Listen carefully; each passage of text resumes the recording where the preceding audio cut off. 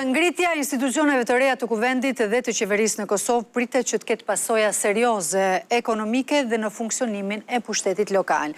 Shoqata e komunave shpreh se disa prej tyre nuk arritën dot të kalojnë as buxhetet, ndërsa vendi rrezikon të mos marrë fonde nga plani i rritjes së Bashkimit Evropian.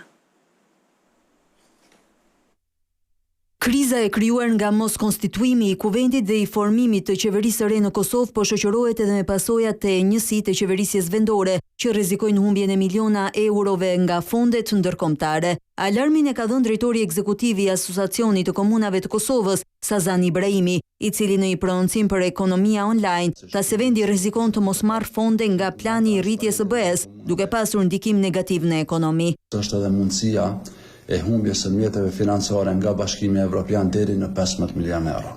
Mëtej Ibrahimi thekson se mos ngritja e institucioneve qendrore gjithashtu ka sjell pasoja edhe sa i përket miratimit të buxheteve të komunave. Është një problem edhe për 3 komunat, cilat nuk kanë mund që më kohë ti aprovojnë buxhetet e tyre në për komunat përkatëse, siç është komuna Prishtinës, Zilonit dhe Zubin-Botokët, dhe këtë vit, si pasojë e mos konstituimit kuvendit të Republikës Kosovës, ata nuk mund të zhvillojnë apo të zbatojnë projekte të reja.